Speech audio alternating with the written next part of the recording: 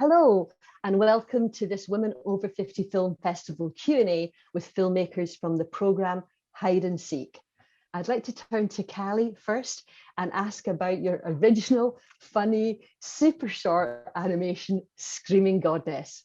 What I found really intriguing about your film was that we see a woman with her mouth open, screaming, but no noise comes out. Callie, can you tell us what inspired you to make this film a silent one? Okay, I made the film initially for an exhibition on the theme of Enshrine, curated by an artist called Rika Samir. And at the time, I was really irritated by the concept of the domestic goddess. I think that calling a woman a goddess puts a huge pressure on her to live up to superhuman demands. And it also acts to reduce the real work and intelligence needed to balance home and work lives.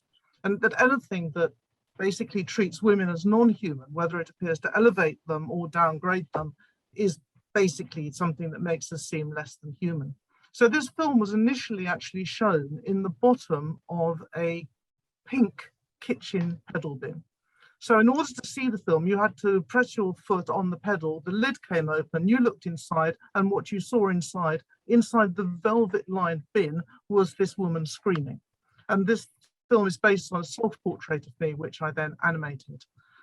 Basically, women's frustrations and anger are so often simply not heard. They're disregarded, they're ignored, they're interrupted, they're spoken over. I mean, I think that so many of us have had that experience of screaming and not being heard. So that's why the film is silent. But one fellow artist who saw it said that it was amazing how deafening the scream was despite the silence. Absolutely, yeah, really impactful to have a film without any sound. It really makes you think. I read on your Instagram account that you drew your face every day over 2 months to create, you said on Instagram, a short animation. I presume it's this short animation that we saw. No, it isn't actually. Oh, is it not? No, it's a different animation film. That's a film that I'm literally in the middle of making at the moment, which is very much about that stare you give yourself, because I think that all of us, men and women, but perhaps particularly women, act differently when we're on our own and when we're with other people. You put on a mask, you put on a face, but there's a particular look you give yourself in the mirror when there's only you and the mirror. And it's a very it's almost impossible to reproduce it when there's anybody else looking at you. But it's a very kind of analytical, kind of almost like a cold, hard stare. And I'm actually making a film at the moment which is about that look. That's so interesting. Thank you so much. Next, we're going to move on to a film called Missed Call by Victoria Mapplebeck. And this is a documentary where, Victoria, you as a filmmaker turn the camera on yourself and your son. And I loved how your film opens and closes with phone texts and calls from these tiny machines that we carry in our hands and which are so much a part of who we are. Why did you want to make a film about mobile phones using a mobile phone? I suppose because it's a sequel to a film called 160 Characters that was actually about the Nokia text thread that I realized was still archived in my old little Nokia when I was doing an upgrade. And I realized that I'd unwittingly archived the whole text messages between myself and my son's dad. So that went from the sort of early sort of dating texts and the sort of, the halcyon days of the kind of early relationship. And then it was a fairly short-lived relationship. And then it was the breakup. And then we had an unplanned pregnancy. And then obviously the conversations were much bigger and more epic about whether he would be involved or not in my son's life. And that whole arc was in 100 text messages, because of course we didn't text like crazy in those times. And the Missed Call was a sequel to that film. So that film, I think, was very much, from my point of view, the story of how I came to bring up my son on my own.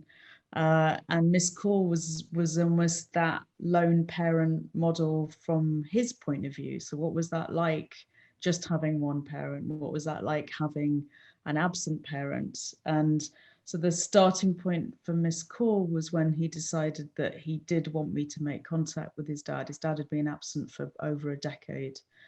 And then it became, how do you do that? You know, and again, through the phone, you know, all I had was a phone number. So do you just cold call after 10 years? That seemed too much. Do you text? And if you text, what, you know, what do you say? And in a way, the beginning of the film is sort of back and forth between myself and Jim, sort of working out whether he's ready, and in a way asking him what he wanted me to say. And so that part of the narrative in a way is about how difficult it is raising those really difficult connections via technology. It's a really fascinating and insightful film. Of what was so gorgeous in your film is the love and affection between you and your son Jim. You know, it just shone through the whole thing. And I'm wondering how your relationship, the relationship between the two of you, changed through the making of the documentary and beyond. Jim was sort of 13, moving towards 14 when we made the film. And already that's a point where kids are beginning to have their own lives and want independence and autonomy. He's less keen. I have to bribe him now. Well, good luck with that. I know that you're jetting off to Venice and you'll be leaving us soon. It's been a total pleasure talking to you. Thank you so much for your film. It's really, really enjoyable. And then we're going to move on to Oranges and Lemons by Robyn Grace. And Robyn is the first of 3 filmmakers in today's programme who has had work screened at WOFF in previous years. So welcome back to WOFF, Robyn. Thank you. Your film is set in 1973, and you really capture a particular New Zealand summertime so beautifully in your film. I could practically feel the sun on my skin as I watched it. 1973, I'd say, is almost like a character in its own right in your film. Well, what was it about that time period that made you want to make Oranges and Lemons? I was 5 in 1973, and it's actually a memory from my childhood. So it's a happening that had quite an effect on me. And a few years ago, I remembered it. It came sort of out of nowhere, you know, smells trigger things, something happened. And also my mum died quite suddenly. And suddenly the story of my childhood became really, really important to me. And as a woman, you know, I sort of found myself going back and thinking about how growing up on a farm as a girl, as a group of sisters on a dairy farm in a very sort of manly environment, how that has really affected the rest of my life. It was just a really important time for me. So it sort of couldn't really be any other year. You mentioned previously that you're often amazed how the appearance of a character that we'll call Birdman confuses people watching the film, and you say men especially. Can you tell us a bit more about that character and the kind of reaction it's provoked?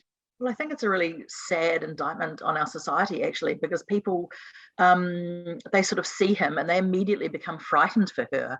And it's sad that that's our first reaction, but also after people have seen the film, they often come to me and say, what was that about? He didn't do anything to her. And they're sort of disappointed that he doesn't actually act on their darkest fears.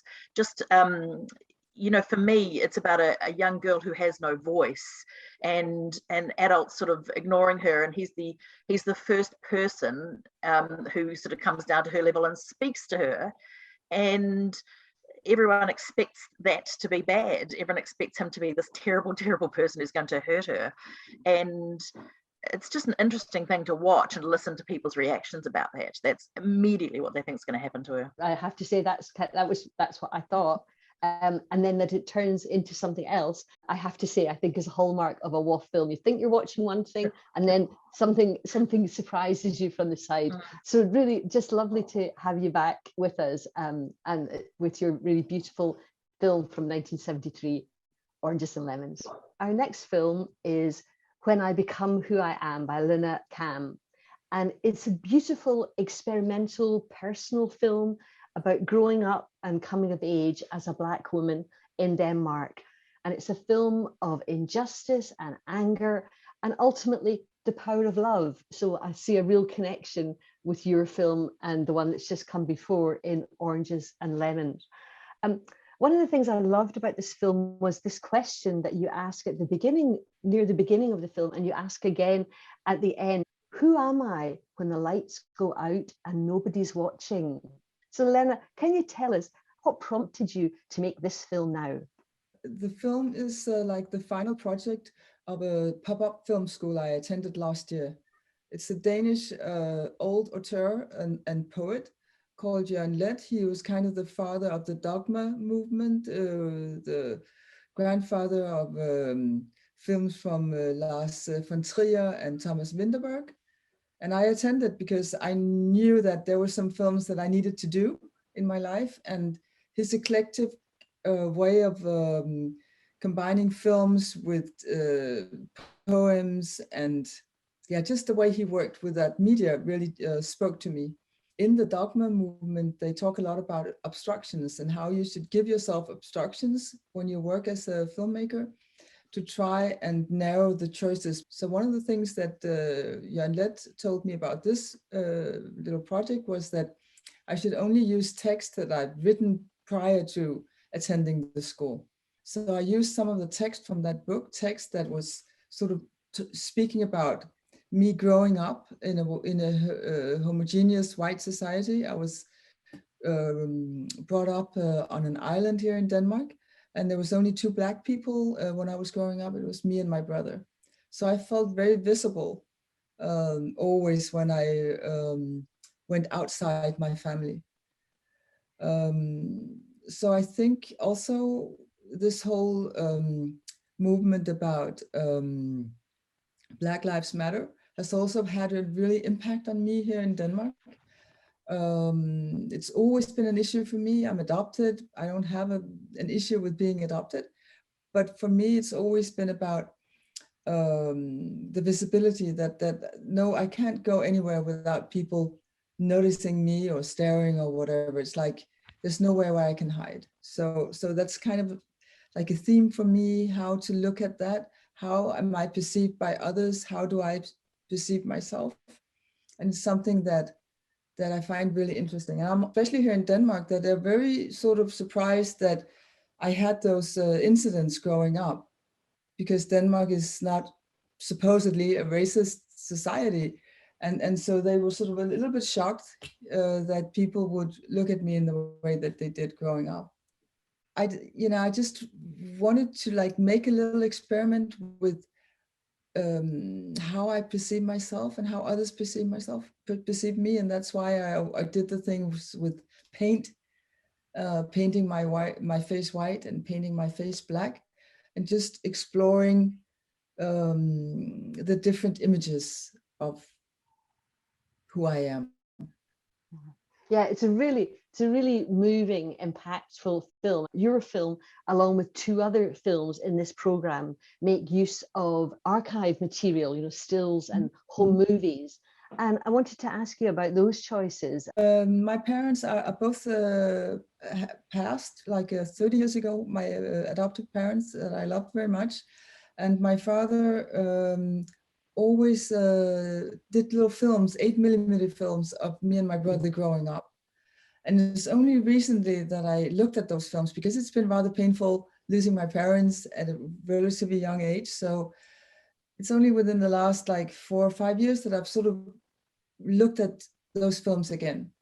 And I think that he was really good, my dad, at capturing the scene and setting the stage. And I mean, I think he did really well.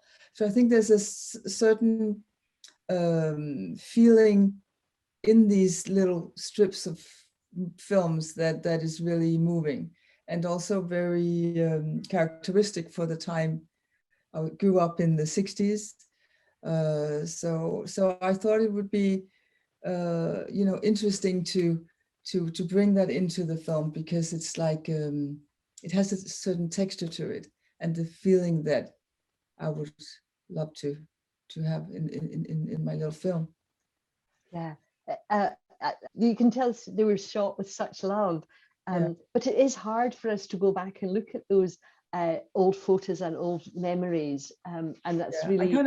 I kind of felt like I wanted to walk into the movie. Like I rented a big studio for one day to shoot this film, and I had I projected the old 8mm films onto the green screen, and it was just like I felt like I should walk into the movie, because it was just like seeing my parents walking around, like they were all almost there. Thank you so much. It's such a moving, beautiful picture, and beautifully layered and textured.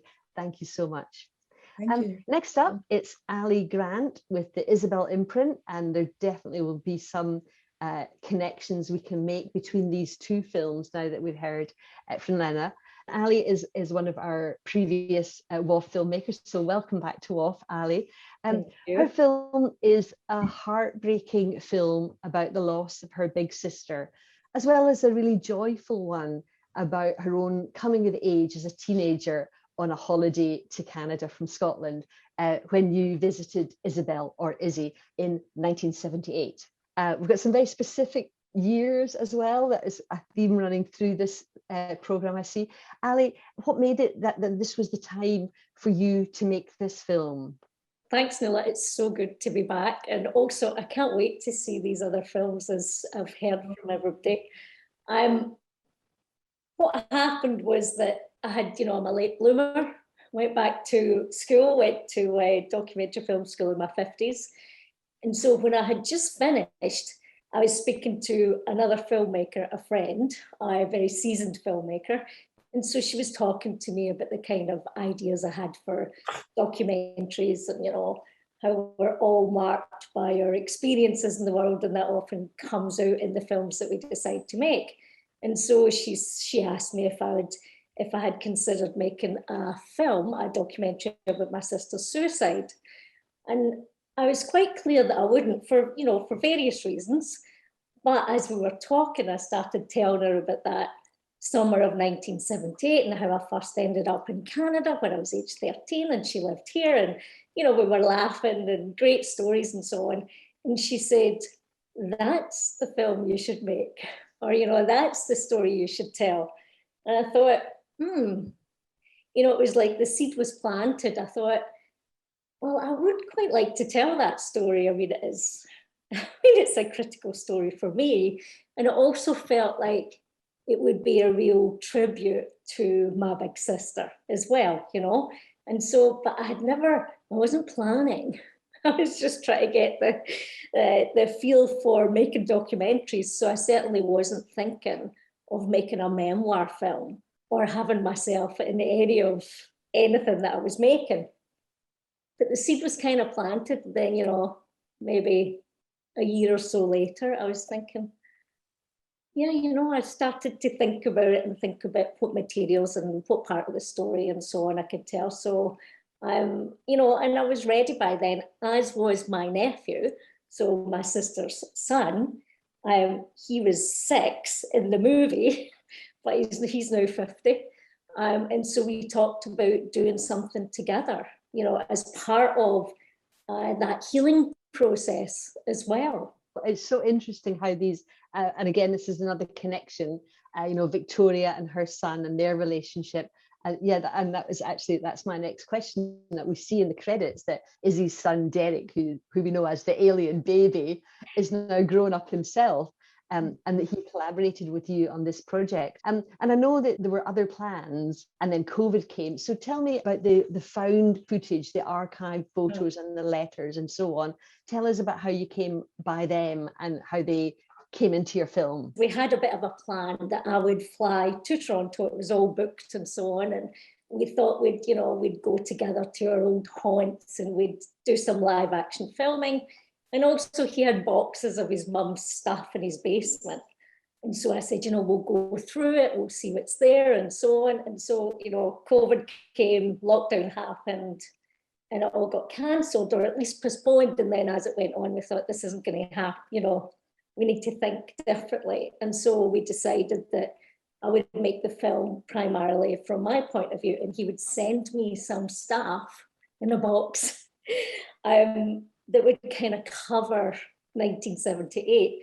So in fact, I didn't know what was there. And when you were asking about home movies and so on, you know, I mean, he had digitized previously. He had digitized about 2 hours of Izzy's home movies. And so as I was sitting watching them, I was thinking, is 1978 even going to be in there? Is it, you know, because I had the idea for the film and as I was going through. And in fact, there was only really a little bit specifically about that. But then, of course, there was so much that had my sister in it and had other members of the family and so on. And so it was so rich. I was also amazed at what I had kept. You know, I haven't kept a lot over the years. And so it was fascinating to me that, because obviously, well, I didn't know I was going to be making films. And so I was fascinated that I had, you know, the airplane ticket and I had this and I had that. And these were things that obviously meant a great deal to me from that summer because it was so critical. It was also great to look at photos I had never seen before. That was a gift for sure of making the film. Oh, that's so interesting. We do have everything on our phones, but there's something so important when we actually touch a letter or a plane ticket. Do you even remember them? It's so interesting. I thank you so much for your comments there. We're going to move on now to Yang Chen and his drama, Stay With Her. Yang, your film is such a joyous story of friendship between an older woman and a younger girl in the middle of a pandemic. You produced and directed this film in the middle of a pandemic by yourself. Really, what an amazing achievement. Huge congratulations. Can you tell us, Yang, and then Arthur, if we need some help, what inspired you to make a film in the middle of a global health crisis about 2 people in the middle of that crisis? At the beginning, I'm very honored to sit here to talk. So because of the COVID-19, we can't go outside.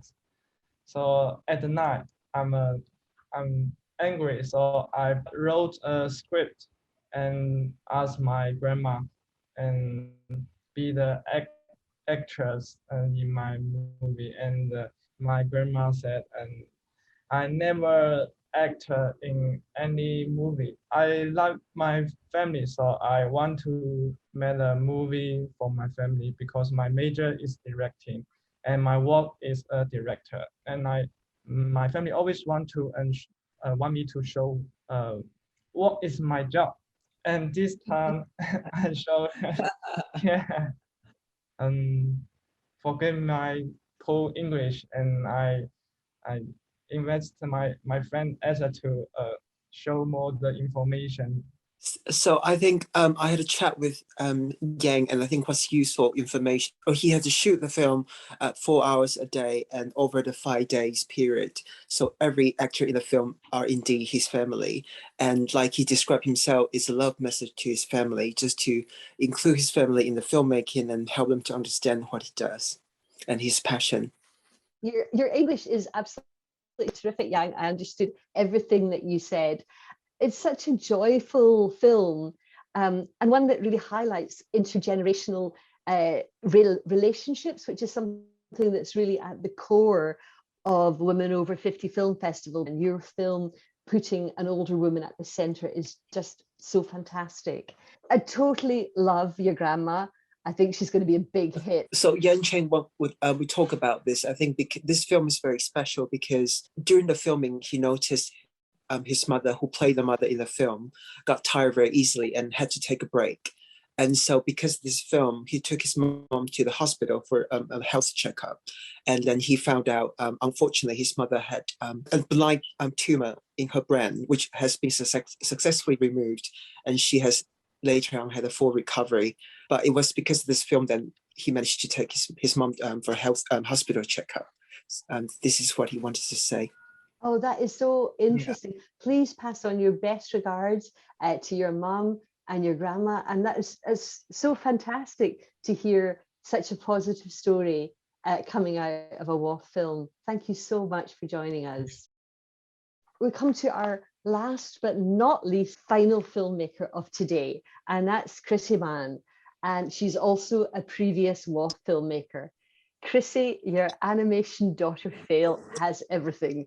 There are secrets uncovered, there's COVID, and there's a vibrator involved. It's hilarious, and it's also a really moving film about something so many of us have experience of, and that's about caring for an elder parent.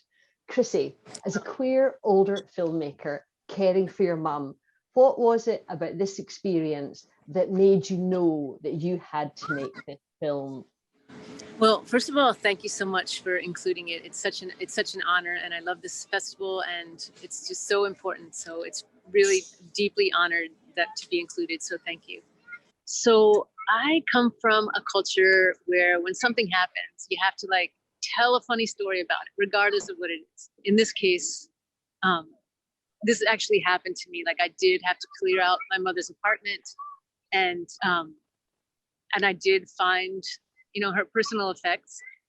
And so since I was telling everyone in my life, oh my God, this thing happened to me, this thing happened to me. So then I really wanted to make a movie about it. Regardless, I have no aspirations of Hollywood or anything. So I just wanted to make it for myself, for my friends, and to just as an exercise in like, how can you tell this like funny story happening among this like global, you know, cataclysm? So that it would like, you know, echo out and make somebody laugh.